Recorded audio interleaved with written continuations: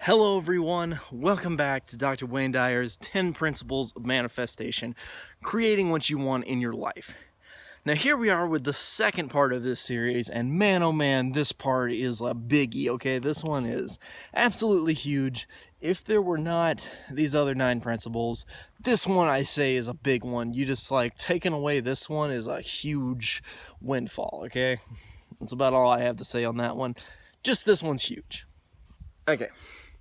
So this principle in our second part here, we're talking about the fact that you can't give away what you don't have. Okay? You can't give away what you don't have. Now this one has several different important takes on it. First, we're going to talk about just what that means, why it means that kind of information, and then we're really going to get into the bits about the universe and how to work with it and stuff that he really talks about in this one. They can be useful, and really how that works with the psychology of conditioning the subconscious mind and etc. etc. Anyway, super exciting stuff I find, and I find this part to be really useful. I've used this one a lot. I think that you guys can use it too. So you can't give away what you don't have. Well, it seems like a duh, you know, if you're going to give somebody something, you probably need to have it. Otherwise, what are you giving them? Okay, so it starts out if you want to give somebody a dozen oranges, is the example, then you actually have to have a dozen oranges, because how are you going to give somebody a dozen oranges if you don't have them? Now, where this gets to be actually useful, many people are just like, okay, duh, I can't give away something I don't have. This is difficult, though, for people to comprehend when it comes to emotions. Somebody that does not have love cannot give it away.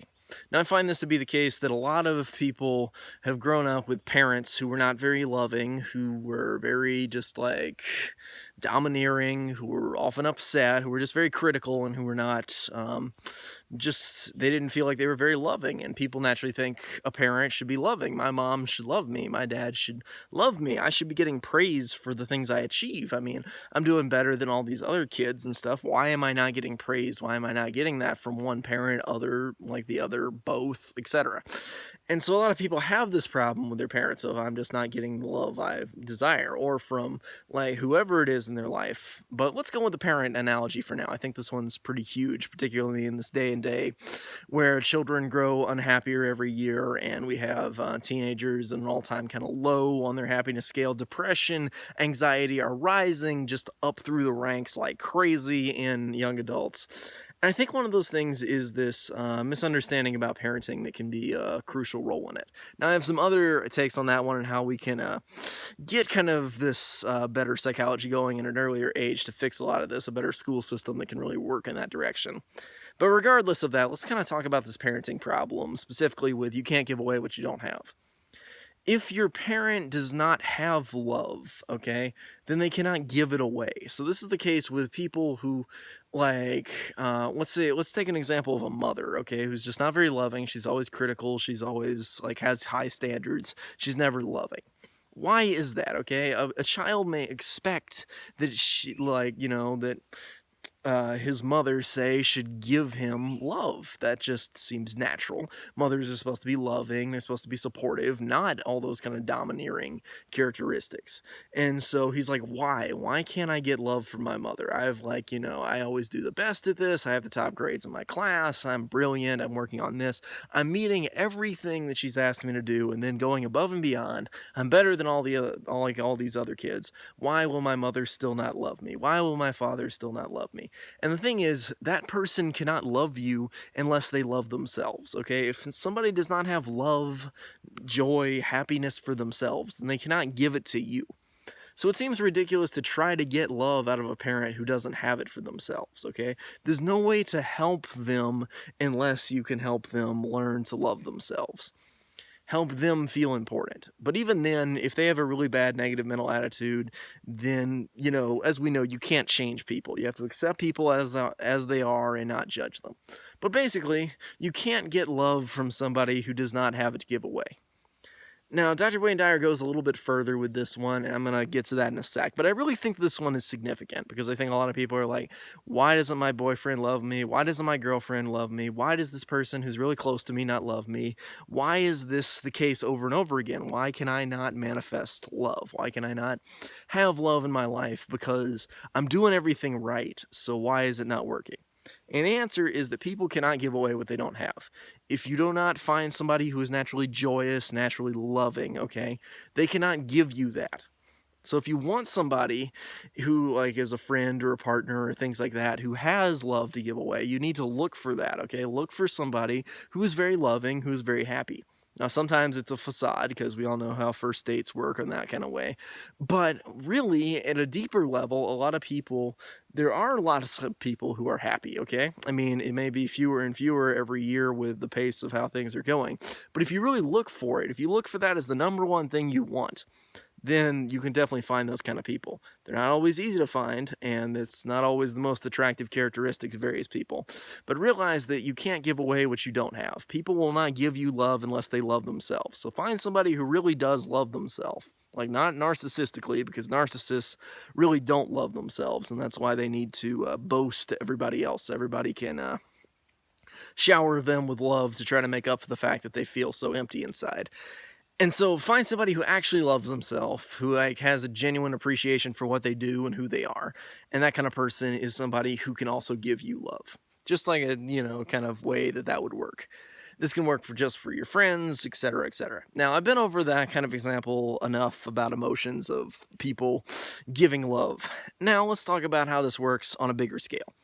As we know, your subconscious mind, the universe, God, etc., whatever you want to call it there, is programmed by you thinking your specific positive or specific negative thoughts, okay? When you think extremely positive thoughts, you strengthen the neural pathways in your brain, okay? So you're more likely to think positive thoughts next time. They kind of give this positive feedback loop. The more you love yourself, the more joy, the more power you kind of have to love yourself in the future. You're kind of giving that. When you're saying things like every day, in every way, I am getting better and better. When you say that kind of thing over and over again, it really has that internal effect that every day in every way you begin to get better and better because you really believe that. You really program that in. So enough about affirmations, since I already shot a video all about how to do affirmations, how to make that kind of thing work. Let's get into the specifics of where this works in terms of the universe, because he has some great examples of this one. He has these examples of people who keep coming to him over and over again, saying, why do I keep attracting losers? Why do I keep getting these things I don't want in my life? Why do I keep having these same results manifesting over and over again?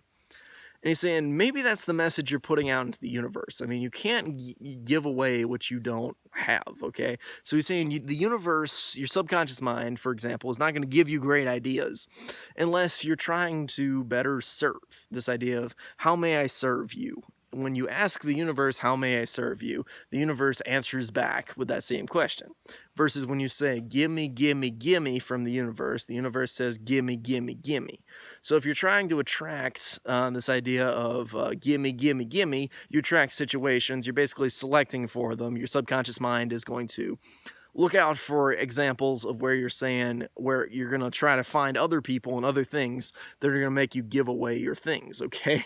When you're saying, I want, then it's saying, okay, I'll find people for you that say, I want, and they'll take your stuff, okay? Versus, so basically, who you are is what you're going to get back, is kind of the idea of you can't give away what you don't have. So when you have joy and you give it to others, you often get joy back from yourself, from your subconscious mind just handing it to you. And on top of that, from other people wanting to be more joyous towards you. There's this idea of reciprocity. So basically, it's like a search on the internet whenever you put out this kind of idea of what I want. So you say, if I say, I want, this, then you're putting in a search for people and events that also say, I want this, okay? So if you say, I want money, lots of money, give me money, okay? Then you're just going to get a bunch of ads that say, give me money, give me money, give me money, okay? But unlike ads on the internet, these ones are going to quickly swarm in on you and take all your money, basically. They're going to be people and events and things in your life that are going to make you lose your money because you said, gimme, gimme, gimme. Instead, when you say, how may I serve you, how may I help, how may I give, then you're quickly surrounded by things that say, how may I give, that keep handing it to you. And Dr. Wayne Dyer says this is one of the biggest ironies in life, that people naturally think, I should just get what I want, but then that makes them surrounded by things that say, I should just get what I want, and things that just take everything they want. Now, this one's difficult because it is very much the inverse of what you think it would be. Why should it be that I can't just get what I want? Why must I then, when I say I want, that everybody else now around me is now wanting my stuff? Like, what's happening? Am I just clicking a magic button that causes that to happen? No, no, no. See, this is very psychological. It's very scientific.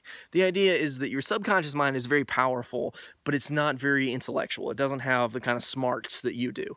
So as soon as you are putting ideas into it, okay, it is just going to take them literally, okay? Now, if you keep saying over and over again, I feel like I got hit by a bus, hit by a bus, hit by a bus, it's going to be like, okay, you said you wanted to get hit by a bus. Maybe I'm going to stand in this crosswalk a little longer than I should. Maybe I'll get hit by a bus.